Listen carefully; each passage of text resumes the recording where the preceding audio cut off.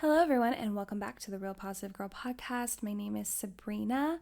Happy Friday, everyone. We made it to the weekend, and I hope that you have some great plans this weekend. I hope that you have some great weather wherever you are, and I hope that right now, whenever you're listening to this, you're having a great day. And I just go on and on about it, and I'm trying to make it quicker. Please believe me when I tell you that I'm trying to make my explanation of the 5-minute reset really quick. And if anyone has any ideas on that, please send them my way. But if you're having a bad day, I encourage you to take the 5-minute reset. If you have more than 5 minutes, please take more. But the 5-minute reset is when you take 5 minutes to be alone, to regain your peace, to come back to baseline, to kind of just reset for the day. You could also take some time to problem solve whatever problems and hurdles or things that are getting in your way and causing you and contributing to you having a bad and negative day. Also, I would encourage you that if you're having a really hard time, kind of like resetting and, being able to kind of restart your day, make a quick list of at least 4 things that you are grateful for. And that can be big things, small things, medium things. It's fine. You can be grateful for your cat. It's totally fine. I'm grateful for my dog every single day. That definitely ends up on my gratitude list very often. Also, you want to make sure that when you're done kind of resetting and problem solving and just feeling grateful and more humble about whatever's going on, despite whatever's going on, make sure that you are able to walk away from the 5-minute reset feeling at least neutral, if not positive about the rest of the day, because you do not want to go ahead and influence someone else to feel negative about themselves, their day, because you're having a bad day. Do not spread that stuff around, okay?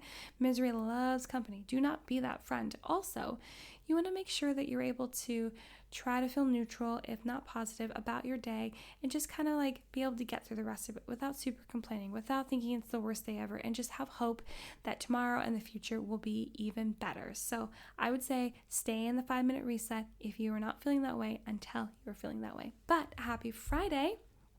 I hope that you are having a good day and you do not have to do the 5-minute reset. I hope you don't. But I would say that you probably could do that even if you aren't having a bad day. You just wouldn't have to do the problem solving part, and you probably would walk away feeling positive. So give that a whirl too. But just a reminder that this week we're talking about the importance of self-care. And today, Friday, we are talking about the self-care challenge. And you might think this sounds cheesy, and maybe you're like, yeah, I'm not going to listen to this episode. But I encourage you to listen to it anyway, because it's kind of like not necessarily what you would think it is. You know how people will talk about a challenge and they'll lay out the rules and all this stuff. Mine's kind of like that, but not really. And it's not even something I'm necessarily going to hold you to. I just want to kind of like explain how you could do that for yourself. So let's go ahead and jump right in. I thought it would be fun to end the week with something very different than I normally talk about here on the podcast. I kind of want to put you up to a challenge.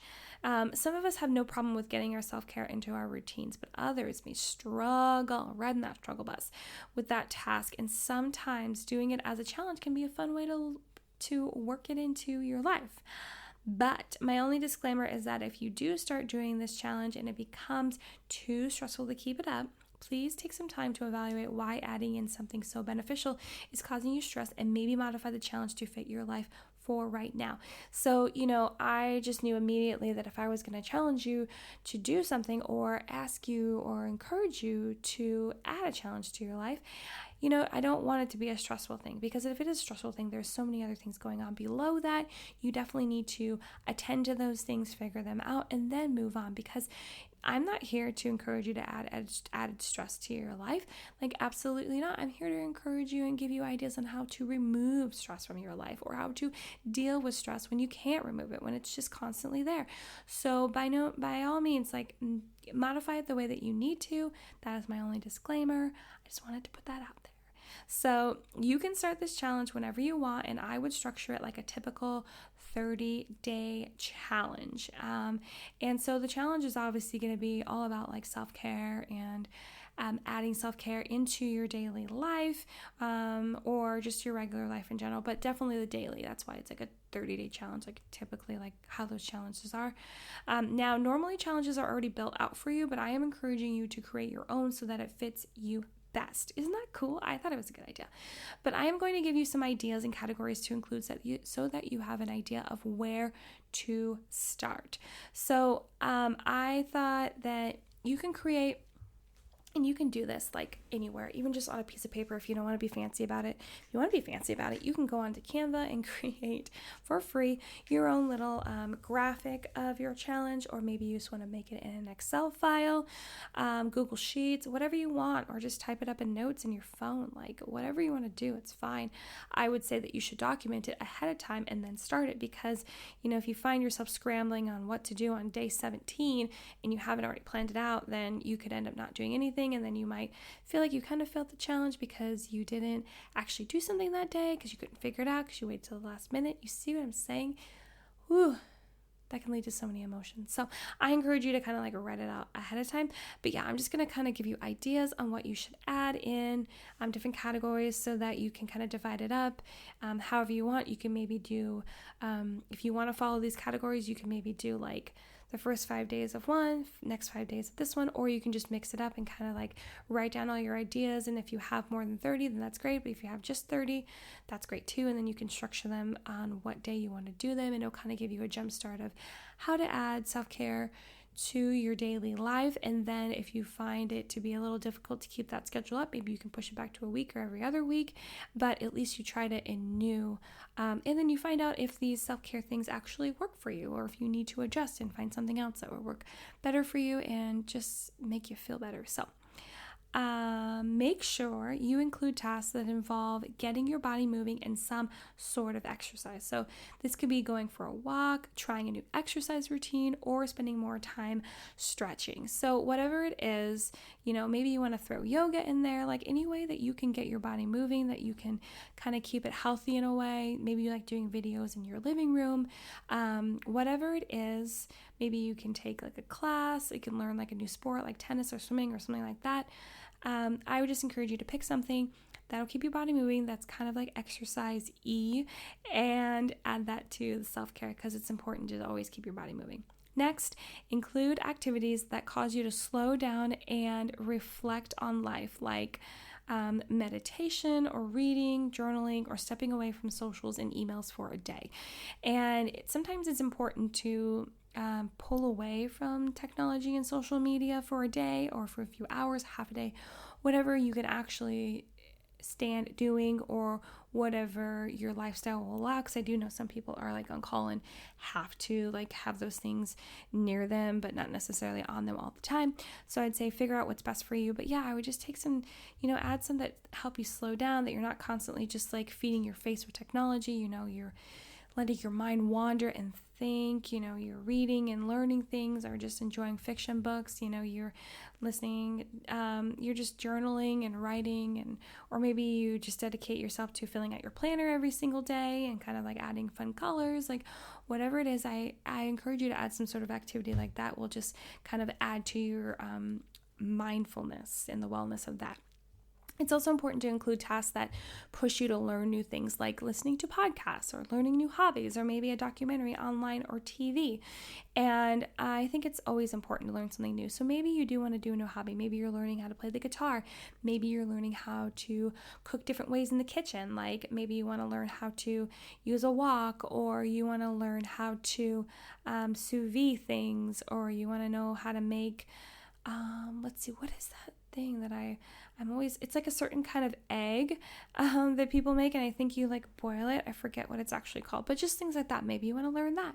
Maybe you want to learn a new language, maybe you just want to learn passive things, like listen to fun podcasts. Like I like to listen to this NPR podcast called Wait, Don't Tell Me, and it's like a game show. I'm sure everyone knows it because it's been on for like forevers, but it's like a game show with comedians that come on, but they actually talk about like real news and do like limericks and riddles and stuff like that. And so it's super fun, but I do feel like I'm actually learning things, especially things about current events. So that's really fun. But yeah, any way that you can kind of incorporate that, and learning new things, it really challenges you and pushes you forward. And you learn new things about yourself when you're actually learning new things about other stuff. So I would say add that in. I always talk about gratitude because it's crucial to everyone's life and keeping the best mindset. So I suggest taking time to create gratitude lists or volunteering and helping others and reflecting on all the positive things in your life rather than any negative in your life. So it's important to have gratitude lists. I always encourage people to have a list of at least 4 things every single day. It'll really help you be grateful and, stretch your mind a bit about all the things that you can be grateful for and humble you all in the same activity. Isn't that amazing? So I just encourage you, always include gratitude in your life, whether you want to call it self-care or not. I do think it's self-care because it actually helps you become a better person and feel better. But I think it's super crucial. Also helping people, volunteering, whether that's at church or maybe you want to volunteer by helping those that are less fortunate, that need help with food assistance or clothing assistance or home assistance, or maybe you just want to help the elderly that live in your neighborhood that are afraid to go out to go shopping because of the virus. Maybe you want to help kids that are looking for families and decide to do fostering, or maybe you want to help throw events for foster kids so that they can get out and have more fun and meet more kids. And anything that you can do to help others is so beneficial to them and yourself. So I encourage you to find some sort of way to give back and add that into your self-care. Something you may not think about adding, but that would be very beneficial, is to prioritize your sleep. Seriously, yes. Change your bedtime if you need to get to bed earlier to get more sleep, or wake up earlier if you find yourself sleeping the day away or feel better when you're waking up early, but don't currently make it a habit. Prioritizing your sleep is so good. And I feel like a lot of us don't do that. I had, for the longest time I was, and then quarantine came and I kind of just threw everything out the window and I was like, I'm just gonna do whatever. And then if I get super tired in the middle of the day, I'll take a nap during my quote unquote lunchtime, since I was working at home still, and I still am, but in a different job I was working at home. So I was like, I'll just take a nap here, or as soon as work's over, I'll take a quick nap before I make dinner or do chores or whatever it is. But it's just not healthy that way, continuously always taking naps and always going to bed super late at 2 a.m. and then having to start work at 8:30. It's just not ideal. So I encourage you to prioritize your sleep, either go to bed sooner or create a better bedtime routine that will help you kind of calm and de-stress so you don't have so much trouble falling asleep if that is your issue. And if you have trouble falling asleep or staying asleep rather, figure out a solution for that. For me, I take an herb, an organic herb that my naturopath told me to get, because it just really helps to calm everything. And I do it an hour before bed, so maybe you want to start incorporating that, because definitely feeling rested, feeling energized is such an important part of self-care, and it'll help you, be able to get everything done in your life to become a better person. Yes.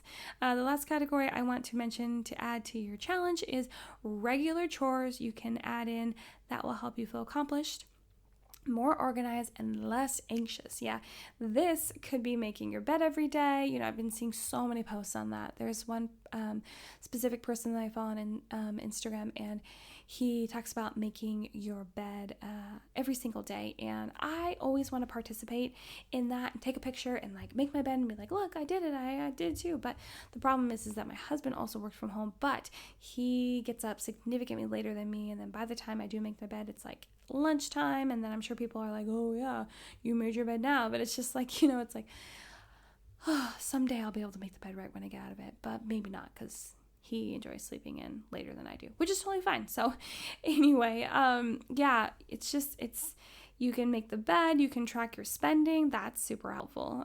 Clean up before bed, if you want to make sure that the kitchen or living room is tidy, your desk is tidy. If you do work from home, you want to make sure everything is put together, put all your makeup and your skincare stuff away in the bathroom. Also saving up for special treats and gifts for yourself, and get better at consuming enough water. Get the whole water situation. I definitely started doing that here in quarantine. I thought it would be helpful to have a gallon jug by my desk, and it did work for the longest time, and I kind of got out of the habit of that. I don't know why, but I did. And it's because when I was actually working in an office, though, I would make frequent trips to the little water fountain machine things that most offices have, like the little water cooler things that they have.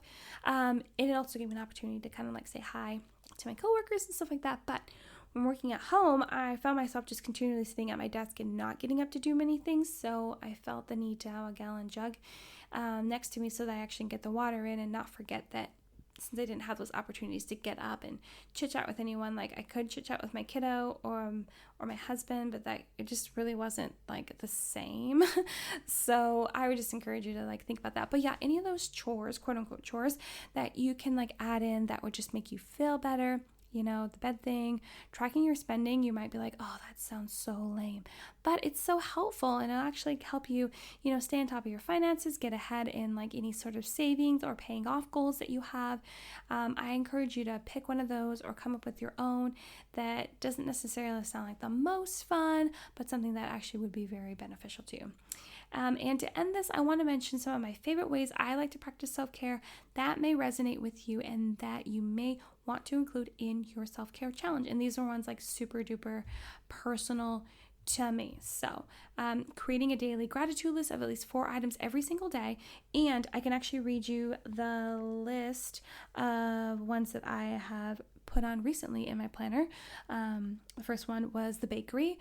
There is a bakery in town that does serve some gluten-free items, and they just reopened with some sort of person that does like a show on the Food Network too. I don't know her name. I'm super behind on new people on the Food Network, but she's part of like one of those shows where they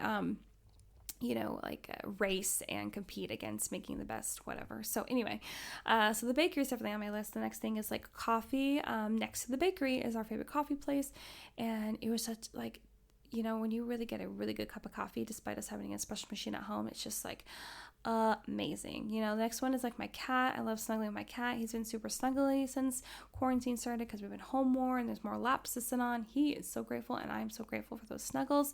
And then the next one is the ability to be able to go to Target, because despite most things being closed down, Target was still open. And if I needed something, I was able to go in there and kind of feel like things were kind of teensy bit normal and go get what I needed very quickly without too much trouble. So those are the things I was grateful for today. Moving on in the list of things that I added to my own self-care routine. Drinking a gallon of water every single day, which I already talked about. Taking walks with my dog because he loves it. I love it. I get exercise. You get out and breathe fresh air. It's fun. Get away from my desk.